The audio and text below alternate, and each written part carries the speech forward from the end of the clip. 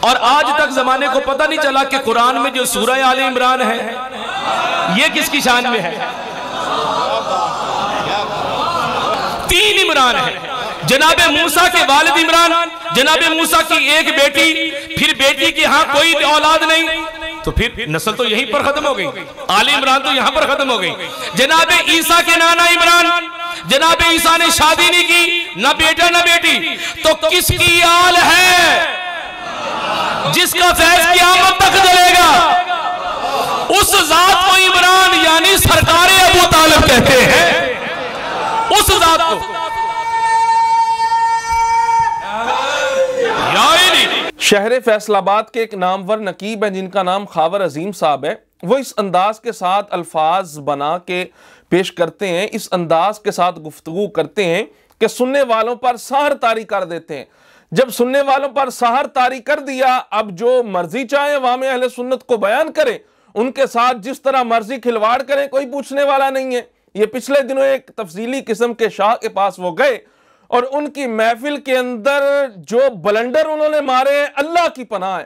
1400 سال سے قرآن کی تفسیر کرنے والے کسی بھی مفسر نے قرآن کی صورت کا یا قرآن کے ان الفاظ کا وہ معنی بیان نہیں کیا جو یہ صاحب بیان کر رہے ہیں۔ یہ جناب اپنی گفتگو کے اندر کہہ رہے تھے کہ زمانے کو آج تک پتہ ہی نہیں چلا سورہ آل عمران قرآن میں کیوں آئی ہے، یعنی 1450 سال سے اکابرین امت جن میں صحابہ کرام بھی آتے ہیں اور جلیل القدر حضرت ابن عباس رضی اللہ تعالیٰ عنہ مفسر قرآن وہ بھی آتے ہیں، دیگر اجلہ صحابہ کرام، پھر تابعین کے اندر جو علماء اور ائمہ ہیں، پھر تبع تابعین کے اندر پوری اکابرین امت کو انہوں نے ایک طرف رکھ دیا کہ آج تک قرآن کی اس صورت کا معنی کسی کو نہیں پتا چلا۔ پوری امت کے علماء مفسرین ایک طرف ہیں اور انہوں نے وہ معنی واقعی بیان نہیں کیا آج تک جو انہوں نے معنی بیان کر دیا۔ یہ فرما رہے عمران 3 ہے، نمبر 1 جناب موسیٰ اور حضرت ہارون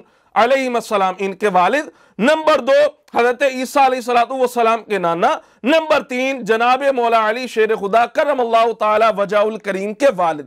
اب کہتے ہیں حضرت موسیٰ کے ہاں ایک بیٹی ہوئی، آگے اولاد نہیں، لہٰذا آل عمران سے وہ مراد نہیں ہو سکتے۔ نمبر 2 حضرت عیسیٰ نے تو شادی نہیں کی تو پھر آل کیسے چلتی، لہٰذا آل عمران سے وہ بھی مراد نہیں ہے۔ تو آل نہ موسیٰ کی، آل نہ عیسیٰ کی، آل کس کی ہے جناب؟ اب آگے فرماتے ہیں جناب آل عمران سے مراد جناب ابو طالب ہے۔ میں یہاں صرف یہ گزارش کرنا چاہتا ہوں کہ آپ جناب ابو طالب کی شان بیان کرتے ہیں، آپ بیان کریں، آپ کا ایک اپنا موقف ہے، آپ کا ایک اپنا نظریہ اور عقیدہ ہے، ہم اس کو نہیں چھیڑیں گے، لیکن قرآن و حدیث سے غلط مفاہیم بیان کر کے عوام اہل سنت سے داد وصول کرنا، ہم اس بات کی آپ کو قطعاً اجازت نہیں دے سکتے۔ صرف لفظوں کی بناوٹ یا 25-30 کسی کو القابات کے ساتھ نواز دینا، یہ فن آپ کو بڑے اچھے طریقے سے آتا ہے، اس کا مطلب یہ نہیں ہے کہ آپ کو الفاظ کی بناوٹ اور تصنع بڑے اچھے انداز سے آتی ہے تو آپ پورے زمانے کو جتنے بھی اکابرین ہیں سب کو ایک طرف رکھ دیں کہ زمانے کو تو آج تک پتہ ہی نہیں چلا، اور ان کو جو پتہ چلا ہے انہوں نے کہا حضرت موسیٰ علیہ السلام، حضرت عیسیٰ علیہ السلام، ان کی تو آگے اولاد ہی نہیں ہے، جب اولاد نہیں ہے تو آل عمران کا اطلاق ان پر نہیں ہو سکتا۔ اب یہ اتنا بڑا جہالت کا انہوں نے بمب چھوڑا ہے نا کہ جہالت بھی منہ چھپاتی پھر رہی ہے، کہہ رہے ہیں صرف آل جو ہے اولاد کو کہتے ہیں، حالانکہ ایسی بات نہیں ہے۔ میں مزید طویل اس پر گفتگو نہیں کروں گا، صرف ایک مثال دیتا ہوں اور قرآن سے مثال دیتا ہوں۔ قرآن کے اندر سورہ مومن کی آیت نمبر 46 ہے، اللہ تبارک و تعالیٰ نے ارشاد فرمایا ادخلوا آل فرعون اشد العذاب، فرعون کی آل کو شدید عذاب میں ڈال دو۔ اب میں یہ پوچھتا ہوں، انہوں نے کہا حضرت موسیٰ کی اولاد نہیں، عیسیٰ کی آگے اولاد نہیں، عیسیٰ نے جناب عیسیٰ علیہ السلام نے شادی نہیں کی، لہٰذا آل عمران کا اطلاق ان پر نہیں ہوتا کیونکہ اولاد نہیں، یعنی ان کے نزدیک آل کا معنی صرف اولاد ہے، جبکہ ایسا نہیں ہے۔ اب میں یہ پوچھتا ہوں فرعون کی اولاد کتنی ہے؟ بتاؤ فرعون کے کتنے بیٹے ہیں؟ فرعون کی کتنی بیٹیاں ہیں؟ فرعون کی اولاد ہی ثابت نہیں ہے، مگر اللہ قرآن کے اندر فرما رہا ہے ادخلوا آل فرعون، فرعون کی آل کو شدید عذاب میں داخل کر دو۔ بھئی فرعون کے ہاں تو اولاد نہیں، تو پھر آل فرعون کہنا یہ درست نہیں ہونا چاہیے تھا۔ اور بھائی بات یہ ہے آل کا مطلب صرف اولاد نہیں ہوتا، آل کا ایک معنی قوم بھی ہوتا ہے۔ تو آپ یہ جو بلنڈر مار رہے ہیں نا کہ آل کا معنی اولاد ہوتا ہے، اولاد نہیں، آل جناب عمران کا اطلاق نہیں ہو سکتا، یہ آپ کی بات بالکل غلط ہے۔ تو آپ نقیب رہیں، یہ آپ کے لیے اچھی بات ہے۔ جس کا جو کام ہے نا وہ کام کرے، اس کو سجتا ہے۔ آپ نقیب کے ساتھ ساتھ اگر شیخ القرآن اور جناب شیخ الحدیث و تفسیر بننا چاہیں گے نا تو پہلے علم آپ کو حاصل کرنا پڑے گا۔ اب آل عمران سے کون مراد ہے؟ میں اکثر تفاسیر جو میرے پاس موجود ہیں ان کا خلاصہ عرض کرتا ہوں۔ وَأَمَّا آلُ فِرْعَوْنَ فَقَدْ اخْتَلَفُوا فِيهِ، بہرحال جو آل عمران ہے اس کے اندر اختلاف ہے۔ فَمِنْهُمْ مَنْ قَالَ، اب ان میں سے یعنی ان اقوال یا ان اختلاف یا ان علماء میں سے وہ بھی ہیں من قال جنہوں نے یہ کہا، کیا کہا؟ المراد بعمران ولد موسیٰ و ہارون، کہ عمران سے مراد حضرت موسیٰ اور حضرت ہارون علیہ السلام کے والد ہیں۔ فیکون المراد من آل عمران موسیٰ و ہارون و اتباعہما من الانبیاء۔ آپ کہتے ہیں جناب موسیٰ مراد نہیں ہو سکتے، علماء مفسرین نے کیا کہا؟ فیکون المراد من آل عمران موسیٰ و ہارون، آل عمران سے مراد جناب موسیٰ اور جناب ہارون ہے۔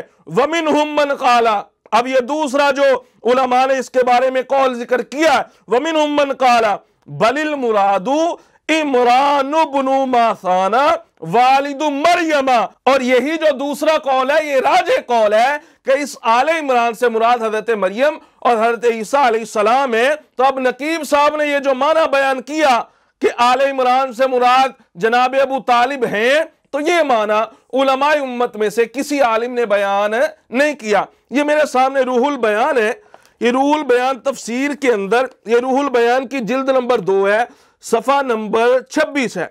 اب اس کے اندر قرآن پاک کی اسی سورہ آل عمران کی آیت نمبر 33، آیت نمبر 33 ہے۔ اللہ فرماتا ہے ان اللہ اصطفى آدم ونوحا وآل ابراہیم وآل عمران علی العالمین۔ اب اس آیت مبارکہ کی تفسیر کے اندر علامہ اسماعیل حقی کیا فرماتے ہیں سنیے گا۔ فرمایا آل عمران وَهُوَ عیسیٰ وَأُمُّهُ مریم، آل عمران اس سے مراد وَهُوَ عیسیٰ وَأُمُّهُ مریم، آل عمران سے مراد حضرت جناب عیسیٰ علیہ السلام اور آپ کی والدہ حضرت مریم ہیں۔ آگے دیکھیے وکیلا، دوسرا قول جو کیا گیا آل عمران ہوا موسیٰ و ہارون علیہم السلام، یہ دوسرا قول ہے نا، آل عمران سے مراد جناب موسیٰ اور حضرت ہارون ہے۔ اب یہ جو معنی علماء تفسیر نے بیان کیا، اب کوئی بھی قرآن کی تفسیر اٹھا لے اس کے اندر یہی دو معنی بیان کیے گئے، نمبر 1 جناب عیسیٰ اور ان کی والدہ، نمبر 2 جناب موسیٰ اور حضرت ہارون۔ اب فرماتے ہیں والاول هو الازہر، جو پہلا معنی ہے نا یعنی حضرت عیسیٰ اور آپ کی والدہ، یہی معنی زیادہ ظاہر ہے۔ علماء مفسرین نے جو معنی بیان کی، اب کوئی بھی تفسیر اٹھا کے دیکھ لیں، علماء نے یہی دو معنی بیان کیے اور آپ انہی دونوں معنوں کا ہی انکار کر رہے ہیں۔ اب اس کے علاوہ ایک قابل غور بات وہ یہ ہے کہ اس سے پہلے سورہ آل عمران سے پہلے سورہ بقرہ ہے۔ اب اس سورہ بقرہ کا نام سورہ بقرہ کیوں ہے؟ وجہ یہ ہے کہ اس کے اندر ایک گائے کا تذکرہ ہے۔ اب اس گائے کے تذکرے کی طرف نسبت کرتے ہوئے اس سورہ مبارکہ کا نام سورۃ البقرہ رکھا گیا۔ اب اسی طرح سورہ آل عمران کا نام سورہ آل عمران اس وجہ سے ہے کہ اس سورہ مبارکہ میں حضرت مریم، حضرت عیسیٰ، ان کا قصہ موجود ہے، تو اس کی طرف نسبت کرتے ہوئے اس سورت کو سورہ آل عمران کہہ دیا گیا۔ اب یہ عربی تفسیر تو جناب کیا پڑھیں گے؟ یہ کاش اردو تفسیر جو ہے تفسیر نعیمی مفتی احمد یار خان نعیمی ان کی ہی پڑھ لیتے۔ سورہ آل عمران کے بارے وہ کیا فرماتے ہیں؟ فرمایا آپ نے سورہ آل عمران کے شروع کے اندر یہ بات فرما رہے ہیں، صفحہ نمبر 235 ہے اور تفسیر نعیمی کی جلد نمبر 3 ہے۔ فرمایا سورہ بقرہ کو آدم علیہ السلام کے قصے سے شروع کیا گیا جن کی نہ ماں تھی نہ باپ، اور اس سورت کو یعنی سورہ آل عمران کو عیسیٰ علیہ السلام کے ذکر سے شروع کیا گیا جن کی والدہ تھی، والد نہ تھا، چونکہ آدم علیہ السلام پہلے انسان تھے اس لیے ان کا ذکر قرآن کی پہلی صورت میں آیا اور عیسیٰ علیہ السلام کا ان کے بعد آیا۔ نیز عیسائیوں نے عیسیٰ علیہ السلام کو محض اس لیے خدا کا بیٹا مانا کہ وہ بغیر باپ پیدا ہوئے، لہٰذا رب نے پہلے حضرت آدم علیہ السلام کا قصہ بیان فرمایا۔ اب اس صورت میں حضرت عیسیٰ علیہ السلام کا قصہ ہے۔ اب جن کا قصہ ہے، سورہ بقرہ میں گائے کا قصہ، نام سورہ بقرہ بن گیا، یہاں حضرت عیسیٰ کا ذکر موجود ہے، تو آپ کہتے ہیں اس سے مراد جناب عیسیٰ نہیں ہو سکتے۔ خدا کے بندو، یہ تفسیر نعیمی اردو کے اندر یار پڑھ لو، ایسے ایسے بلنڈر۔ اب عوام کہے گی جی آپ کیوں ہر ایک کے خلاف کلپ بنا دیتے ہو، ان سے پہلے پرسنل رابطہ کریں۔ میں کہا واہ جی واہ، وہ بلنڈر مارے عوام کے اندر بیٹھ کے تو وہ درست ہیں، ان کو کچھ نہ کہیں۔ تو میں صرف یہی عرض کروں گا کہ جس کا جو کام ہے نا، وہ کام وہ کرے، احسن انداز کے ساتھ کرے، اس کو وہی کام سجتا ہے۔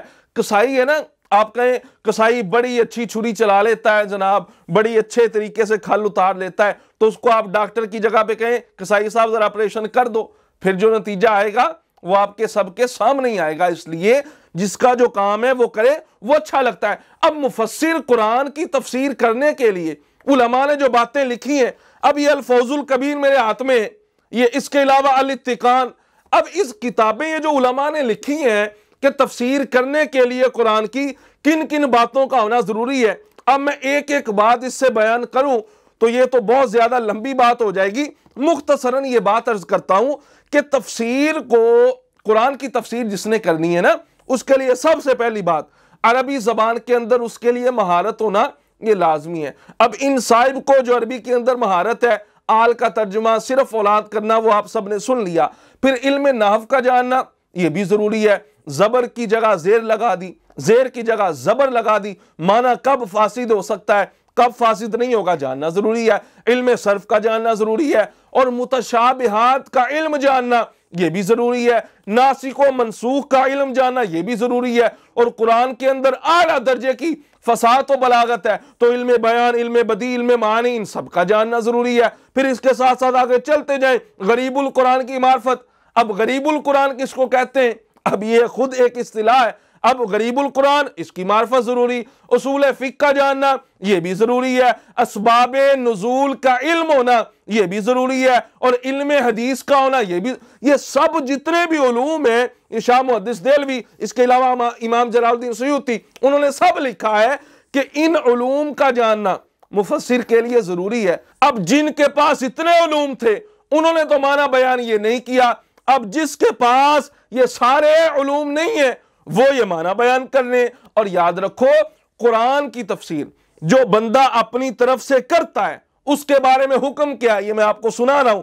من قال فی القرآن بغیر علم فلیتبوأ مقعدہ من النار، جس نے قرآن میں بغیر علم کے کوئی بات کی، اپنی طرف سے توضیح کی، تشریح کی، تفسیر کی، فلیتبوأ مقعدہ من النار، اس کو چاہیے جہنم میں اپنا ٹھکانہ بنا لے، معاذ اللہ۔ اچھا، اگر اس نے بات درست کر دی، جی قرآن کی تفسیر کر دی، درست کر دی بغیر علم کے، تو پھر تو اس نے درست کیا نہیں، پھر بھی اس نے درست نہیں کیا۔ سنیے کیا حکم ہے، من قال فی کتاب اللہ برأیہ فاصاب فقد اخطا، جس نے قرآن میں کوئی رائے قائم کی، کوئی معنی بیان کیے، برأیہ اپنی رائے کے ساتھ، فاصاب اور وہ رائے درست ہے، اب کیا اس نے درست کیا؟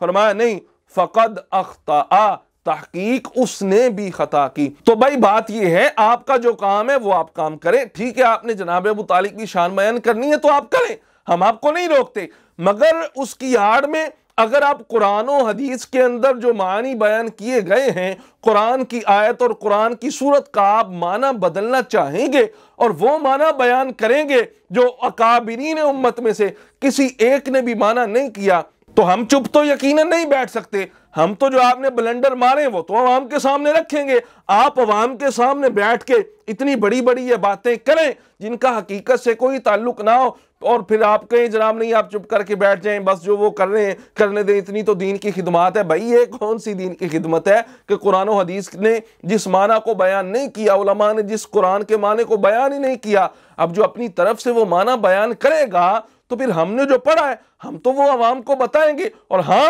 اگر میری بات کوئی بھی ایک ایسی ہے جو قرآن و حدیث سے یا اکابرین امت سے مخالفت رکھتی ہے تو آپ اس میں مجھے آگاہ کریں۔ اب یہ کہنا کریں آپ ضروری ہے آپ ہر معاملے میں ٹانگ اڑائیں، ہاں ہمارے لیے ضروری ہے، جس کے پاس علم ہونا، فتنوں کا دور ہو اور طرح طرح سے جناب لوگ وار کریں نا جب سنیت پہ، تفضیلیت کی صورت میں، نیم رافضیت کی صورت میں، تو اس وقت ہم پر ضروری ہے کہ ہم اپنا علم ظاہر کریں۔ اگر نہیں ظاہر کریں گے اللہ کی بھی لعنت اور اللہ کی مخلوق کی بھی ہم پر لعنت ہوگی، اس لیے یہ ساری باتیں ہمارے لیے کرنا ضروری ہیں۔